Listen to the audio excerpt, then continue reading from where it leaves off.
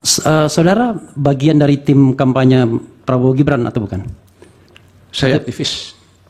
Kira-kira bersedia nggak Anda memberikan fotokopi pajak kepada majelis untuk melihat soal integritas? Pertanyaannya apa yang ini sudah terlalu tadi personal begini ya.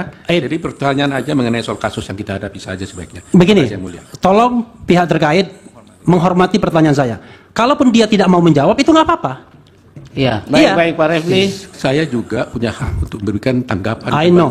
Dan Anda sudah melakukan itu. Sama-sama Karena itu kita menghormati. Ya oke. Silakan. Pak Refli lewat hakim ya. Oke. Saya lanjut. Halo guys, ketemu lagi di channel Pusat Informasi. Berita kali ini atau informasi kali ini yaitu sangat menarik sekali ya teman-teman, karena ini di persidangan sengketa Pilpres ini kemarin terjadi perselisihan atau terjadi perdebatan antara tim hukum 02 Gibran Prabowo ya dan tim hukum 01 yaitu pasangan Amin ya teman-teman. Ini antara tim hukum ya, jadi terjadi perdebatan yaitu Otto Hasibuan dengan Refli Harun ya. Di sengketa Pilpres ini memang sangat menarik sekali dan sangat seru sekali ya teman-teman, dan mari kita tonton videonya. Terima kasih Yang Mulia. Terima kasih kepada saudara ahli. Biasa saya sebut Mr. Ki. Siap, Pak. Tidaklah mudah untuk bisa menerima begitu saja apa yang saksi sampaikan, ahli sampaikan. Karena justru itulah yang menjadi pokok persoalan di dalam perkara ini. Di mana pihak pemohon mengatakan bahwa bansos berpengaruh terhadap pilihan, tapi dengan data-data yang Anda sampaikan tadi itu, berdasarkan penelitian daripada Kompas dan Indikator, mengatakan bahwa ternyata bansos itu tidak ada pengaruhnya dengan pilihan. Anda sudah menjelaskan semua data-datanya, saya tidak perlu ulangi lagi. Argumentasi yang disampaikan oleh pihak pemohon dengan mencontohkan tentang konsep pork barrel di luar negeri, di mana seorang senator mungkin berupaya membuat proyek untuk menggelontorkan suatu dana kepada daerah pilihannya agar bisa memilih dia. Sehingga mereka berkesimpulan bahwa dengan adanya menggelontorkan sesuatu dana dan sebagainya tersebut akan bisa mempengaruhi pemilih untuk memilih dia sendiri.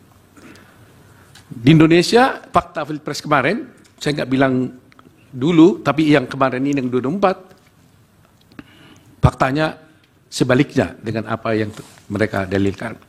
Saya ingin mendapat penjelasan yang lebih dalam lagi daripada ahli. Sesungguhnya, kenapa hal itu bisa berbeda, bertolak belakang dengan kejadian yang terjadi di Pilpres ini?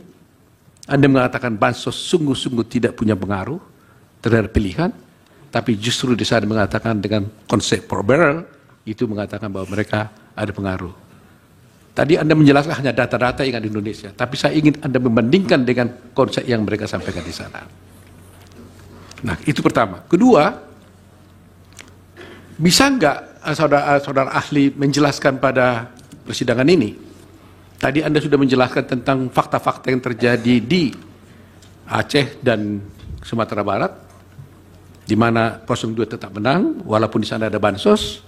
Bahkan Anda juga menyatakan di luar negeri tidak ada bansos, tapi ternyata 02 menang. Saya ingin mendapat penjelasan dari ahli, apa yang menyebabkan faktor itu bisa terjadi seperti itu?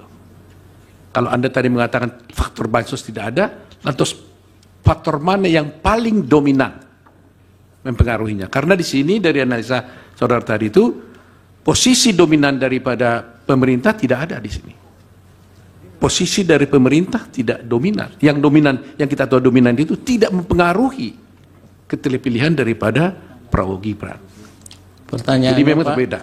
Itu aja, untuk dijelaskan. Baik, terima kasih. Yang Mulia, Saudara Rifai akan mengajukan pertanyaan di belakang. Ya, terima kasih Yang Mulia. Saudara ahli, sebenarnya kemarin waktu di ahli pemohon saya sudah lempar pertanyaan ini, tapi tidak dijawab. Tapi tetap saya ingin ini dikaji oleh saudara ahli. Lebih kurang begini, ahli pemohon kan menghubungkan pemberian bansos dengan kemenangan 02. Sewaktu saya tanya, kalau gitu apa hubungannya pemberian bansos dengan kemenangan PDIP sebagai partai dengan perolehan suara tertinggi Beliau tidak bisa jawab tentang itu. Nah, mohon ahli bisa melihat fenomena ini seperti apa. Iya. Terima kasih. Baik. Pemohon 1, silakan. Masih ada satu lagi yang mulia. Cukup 2, Prof. Cukup 2. Iya, satu ahli cukup 2. Silakan. Ya, terima kasih yang mulia.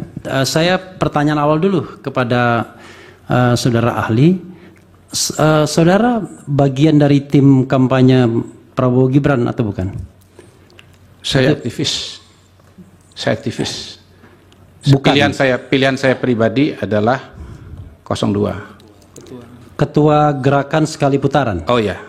Saya mendirikan organisasi namanya Gerakan Sekali Putaran. Itu relawan buat pemenangan Prabowo Gibran. Betul. Saya lengkapi kemenangan dalam sekali putaran dan berhasil dengan gemilang. Oke.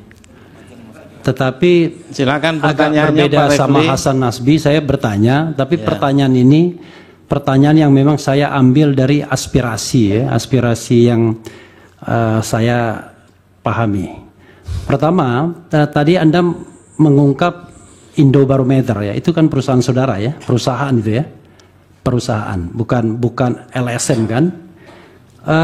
Berapa kali Anda melakukan survei yang terkait dengan Pilpres dan dari mana sumber dananya atau dengan siapa pendonornya atau pendananya, itu yang pertama. Yang kedua adalah kan Anda badan hukum ya, sebagai wujud akuntabilitas pasti ada pajaknya, ya kan? Kira-kira bersedia nggak Anda memberikan fotokopi pajak kepada majelis untuk melihat soal integritas? Pertanyaannya apa yang Ini sudah dipresentasi terlalu tadi personal begini ya. Eh. Jadi pertanyaan aja mengenai soal kasus yang kita hadapi saja sebaiknya. Begini, Terima kasih, Yang Mulia. tolong pihak terkait menghormati pertanyaan saya. Kalaupun dia tidak mau menjawab, itu nggak apa-apa. Iya. Iya. Baik Pak Refli. Saya juga punya hak untuk memberikan tanggapan I dan know. bantahan. Dan Anda sudah Tidak melakukan apa-apa. itu. Sama-sama Karena itu kita menghormati. Ya oke. Baik Pak Silakan. Otto, Pak Refli lewat hakim ya. Oke. Saya lanjutkan ya. Karena itu soal integritas juga ya. Soal integritas. Nah, yang ketiga adalah kalau data dipublikasikan itu ada raw datanya. Istilahnya itu atau coding ya yang Anda inputkan kepada sistem survei dan lain sebagainya. Itu penting. Bersediakah Anda memberikannya raw data itu kepada majelis hakim agar majelis hakim bisa melihat raw datanya? Nanti kalau majelis hakim nggak paham membacanya, ya cari survei yang independen yang bukan dari bagian tim pemenangan untuk melihat itu. Itu saja Yang Mulia. Terima kasih. Dan terima kasih juga kepada kawan Otto Hasibuan. Terima kasih. Baik. Oke, seperti itu ya teman-teman videonya ya. Mudah-mudahan kita bisa melihat dan kita bisa menilai dengan baik dan kita bijak dalam menanggapinya. Sampai ketemu di video saya selanjutnya.